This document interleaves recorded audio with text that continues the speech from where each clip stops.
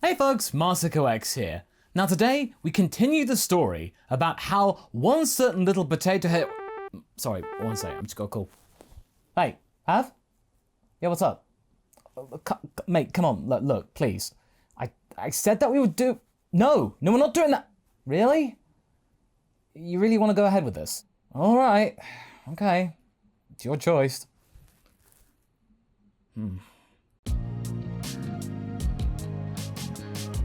Okay, you guys won. This is something that has had a surprisingly immense amount of requests from our weekly roundtable live streams to do, as well as the comment section for many of our videos as of recently. So, I guess we better ignore it no longer. It's time for both Haverock and myself to delve into a new redemption story, because it's been quite a while. A story that, well, we didn't think we would ever do. But just like with Good Boy Frieza, we never say never, although we sometimes wish we did. And the results could yield some rather interesting and compelling results though, as we did see with the likes of Captain F. Check the link up top for his spin-off audio adventures if you're curious, by the way, of what could be yielded potentially. However, this character that we are covering today might be even more tricky than Frieza of all people. You wouldn't think that would be possible, but no. This is rather more difficult. The whole deal with our subject today seems to be being the original Dark Goku, before Goku Black was nay but a twinkle in Toyotaro's eye. Today, we are going to delve into the possibility of Turles becoming good. Hey, we never said that What Ifery would be a walk in the park all the time. We need to change the very core of the Dragon Ball story itself. We need to start from the very beginning, like with Bardock convinced the Saiyans. We've been very reluctant before now to focus on him because there is so little unique to him other than that he's a malevolent Goku. And a lot of his backstory that does show up doesn't come from the movie. It comes after the fact of the Tree of Might. It comes from the expanded universe and its respective sources, often and ultimately contradicting one another as more and more tomes and more quotes come about over the years. So naturally, things get a little muddled up. To make something remotely cohesive and somewhat logical, we're going to be cherry-picking the elements of the character that we liked the most, and use them to then build a Turles which is as much of his own person as possible, and not just a facsimile of the main character, only without the potential of having a goatee for how evil he truly was. Also, since he's a movie villain, we will do our best to slightly reboot him to make him fit more with the current continuity. With that all established, let's set the scene. It is the year age 737, and it was, understandably, a rather eventful period for the Saiyans. You could easily say that it was very much a time of great upheaval and change.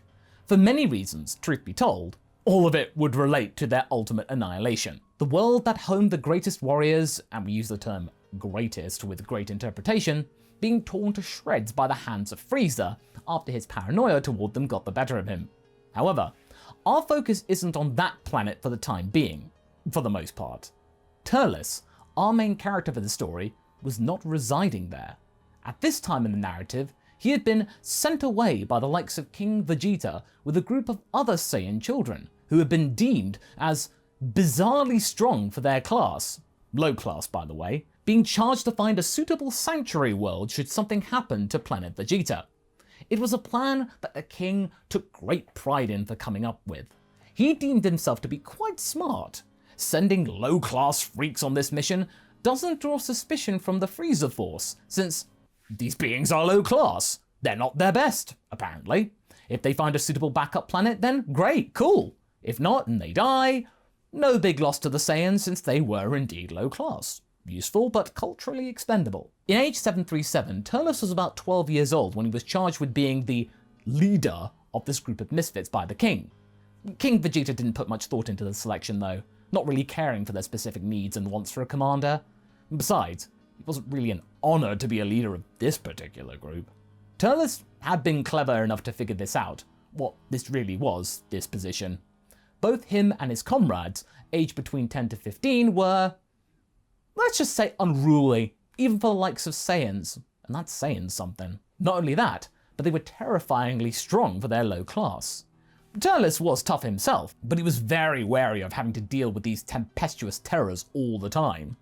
Even if he was supposedly the boss, they didn't really treat him like one, often ignoring his demands to cease their petty squabbles over the intercoms of their pods or fighting amongst themselves on pit stops throughout certain scout missions for prospective planets. Turles lamented these days. This was a rather thankless task from the king. He knew all too well that Vegeta III loathed the idea of some of them turning out to be more powerful than his precious brats. The regal establishment just could not cope with the ideas that commoners could outmatch the mid-class or even the elites through sheer natural ability. Instead of embracing their potential for the betterment of all Saiyans, no, for the monarchy the easiest thing to do was to either execute them or exile them. However, this wouldn't last for long. Cracks were beginning to form in this plan and way of thinking. There had been rumours circulating amongst the laymen that Colonel Paragus' son, apparently freakishly powerful himself, more so than any of the ragtag team that Turles was with, was of so much concern to the monarchy that being placed with Turles and the rest of them was not enough. He planned to banish him solely, not just to do grunt work far away, but to rot on a hazardous world, never to bother anyone again. But these were things said in hushed voices though by other Saiyans. They didn't wish to seek the ire of the monarchy, should they have their class being stripped away from them for insubordination and unruliness. Turles, though, free from the subjugation of the immediate monarchy right now, laughed to himself at how his race was so bad at keeping secrets. He loathed and yet sometimes loved to be a Saiyan. Despite this though, he had a generally pretty low opinion on his race. Mostly. Well, except for one example, Bardock. Bardock had been somewhat of a beacon of hope for the low-class collective. Turles especially appreciated how, despite being a low-class warrior originally like himself, he was often more famous and more successful than most of the bumbling elites. Because of this, and to stop a potential revolt, King Vegeta grudgingly made him a mid-class warrior, just to shut up the rank and file. But this actually only emboldened them, showing that it was possible to rise above your birth status. But unfortunately, Bardock never sought to capitalize from this, being a leader of a rebellion. Instead, he just took it on board and just indulged his passion for fighting. Bit sad, really. If there was any sort of authority figure in Turles' life, it was Bardock. If you wanted to be an example of a fanboy, Bardock's, Turles was your guy. It took the boy some time to make his unruly hair resemble that of his idol, but it did happen in the end. Saiyan hair being notoriously difficult to shape and modify, or even cut. Turles, knowing that his hair would not grow back, accepted this change and risk. He had one chance of getting this right, or else he would be stuck with a very slipshod coif of hair. Luckily, his original do was sort of similar to Bardock's already. It just needed some shortening and tweaking, and he could be just like his favourite warrior. Conquering systems and hunting some alien fools, class be damned! Still though, it would become clear to all, not just him, that would be little conquest or battling to be had, or even squaring themselves up against civilizations. The system where they were ultimately heading for, the farthest potential beacon for a Saiyan backup world that the Saiyans had to file, was desolate, devoid of life, and utterly boring. Turles may have been appointed the leader by King Vegeta, but he had difficulty in asserting that all the time. The rebels instead chose their own leader, them choosing them because she was the oldest of the group. Her name was Racella. She was 15 years old, a massively built girl, like a brick house, hence why the rabble chose her, as she exuded power, wonder, and arousal at times, not just because she was the oldest. She often butted heads with Turles, and often won either through charismatic means or through simply wailing on him. And the furthest planet that they had been sent to, where they were right now, was a bore fest. There was not much to do. It didn't even have that much life to begin with. Not even an intelligent plant. Not even a stupid plant. Nothing worth speaking of. Food resources, too, were scarce, and it all became clear to Turles, this wasn't an accident. He was now certain that the king and the rest of the monarchy and military hoped that they would die out here, forgotten. Get rid of the problem. Ha! He would show them. He would show them all! Despite their lot, the group were actually pretty good at the art of survival. And when this ploy had dawned on the group at large, instead of lamenting about this, they were now determined to prove the elites wrong. And although they did lose two of their youngest early on, the rest had been carrying on their self-imposed mission rather well. This lasted for a good few weeks. Maybe a few months, actually. It was hard to tell the passing of days after a while. They were just unerringly similar. They just sort of blended together. Until suddenly, one day, they received a signal that Frieza had ordered every single Saiyan to return to Planet Vegeta, regardless of class. At last, this charade was over. Frieza had put a stop to this, and perhaps they would be granted a chance to prove themselves at home because of this. Racella, now having definitely usurped Turles as leader at this point, was convinced. Finally! I'm tired of eating cave mushroom, Racella started. Pack up, boys. We're going home. However, this was something that Turles could not abide by. He was getting a gut feeling that something was not right, something that his idol also had. Are you out of your mind? Why should we listen to Frieza? Why should we listen to anyone? Hasn't our independence for so long counted for something? We can take care of ourselves, we proved it! Why listen to those blowhard leaders? Turles was looking rather irritated, but Racella walked up to Turles, puffing her chest out in Turles' face to make a point, and said with a snarl, Listen, I know when to and when not to ignore orders, but we might get into serious trouble if we ignored this one. Turles puffed back. Nobody knows we're here. Nobody cares about us. We're better off on our own. Besides, since when did you relent to anyone? You are an idiot, Turles. You don't get it. This game is over. We hardly have enough food and water to survive. It's time we go home or we die out here. At least now we can try and score a job on Vegeta since we've tested ourselves and proved worthy. I think I speak for all of us, that we kind of miss it already. Turles laughed. He was starting to see that Racella's mask was slipping. Miss it? Miss it? So what? You think this was all some sort of lesson in humility? No. Those rulers of ours played us for chumps. They may have broken you, Racella, but they haven't broken me. Racella growled, but then shrugged. She wasn't in the mood to get into yet another fight with Turles. Stay if you want, loser. No one will miss you anyway. She walked away, but not before calling two of her goons to jump Turles. He was beaten then to a pulp. No one defended him. No one decided to help. The rest of the survivors turned their backs and followed Racella to prepare for the journey home. Some of them did make a cursory look back, maybe with a small hint of sadness, but they eventually did leave him on that barren rock, beaten up and defeated. Fine. No matter. He'd survive. Luckily, though, perhaps out of some sort of semblance of mercy, or maybe pity, they didn't destroy his pod. Turles thought that it was Racella's way of maybe further embarrassing him, her final act of dominance. In her mind, he thought, he would eventually crawl back and fly to Planet Vegeta begging for forgiveness. Well, that can wait. And after a few weeks, Turles was starting to look worse for wear, but proudly stubborn.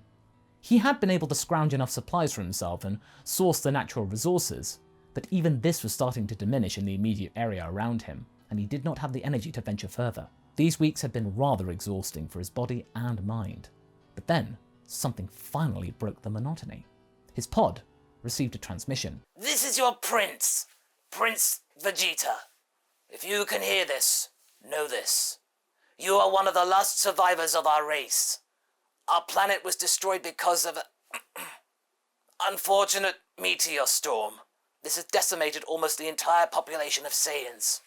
If you are one of the last survivors, you are asked to join the rest of us under my command on Frieza Planet 79. This message will repeat. A lot of confusing feelings swirled through Turles' mind right now. Sure, he had been proven right, that it was wrong to go back to Planet Vegeta, but this victory also felt a little hollow. There was a sudden realization of his race's essential demise, but then there was the sheer relief over the fact that he decided not to go back. But then there was the disappointment in that brown-nosed brat, still being under Frieza's boot. And then there was something else. No, he wasn't feeling guilty. Oh, they did that to themselves. It's just the shock of all of this that was bogging him down, that was all. He was glad. He was glad they were gone. Yeah, that was it. It meant that he was now truly free. Free to do things he wanted to do. He was no longer a Saiyan under the command of King Vegeta or Frieza. He was a free man. His resolve had secured his true independence. He had won. All he had to do now was leave the planet and find anything, really.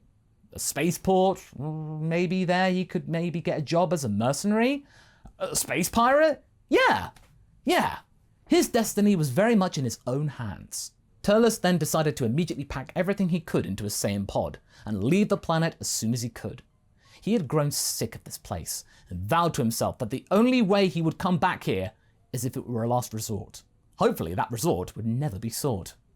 But the problem was this though. Sure, he could leave, but he didn't want to accidentally stray into Frieza's territory, and that was quite easy to do given the size and scope of it. So, he decided to take a leap of faith in some other system, away from the reach and clutches of the Frieza Empire. Granted, this was a rather dangerous endeavour, of course. You never knew what could happen there. But it was better than being caught by Frieza and having to spend his days kissing both Vegeta and Frieza's boots. He didn't know how long he'd been travelling through space, but he was then suddenly woken up by the control console. His ship was informing him that the pod was dangerously low on fuel. That wasn't right. How could that be? The tanks on these pods were massive, and the craft itself was remarkably efficient. That's why it was so good for long-term space travel. You could go for light years. How could they almost be tapped out? Of course. Those scumbags had drained his tanks when he had been knocked out by Racella's cronies. This was a ploy. This was just their last laugh. Now he was perilously close to be stranded in the middle of nowhere. No, it can't end like this. He, Turles, could not die like this, stranded in space. But he was. He was then starting to lose his mind in the bleakness of space for quite some time, having to eke out the remains of fuel in the systems. When the pod systems then notified him of something else. A ship was getting closer and closer to him. And when he opened communication with it, he then heard a pretty amused voice. Well, what do we have here then? I thought you all died in a huge explosion. I wasn't around. Listen, I know my situation isn't the best, but maybe we can make a deal? Somehow? I'm a pretty capable warrior. Capable, you say?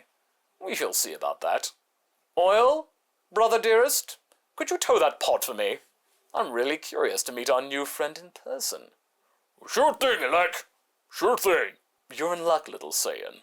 The Heeters rarely throw away something that can be useful. I hope for your sake that you are useful. And that's where we're going to be leaving things for right now. So what do you folks think? What good do you think Turles could do with the likes of Elec and the Heeters? Could this be yet another trick and the admirer of Bardock be played once more?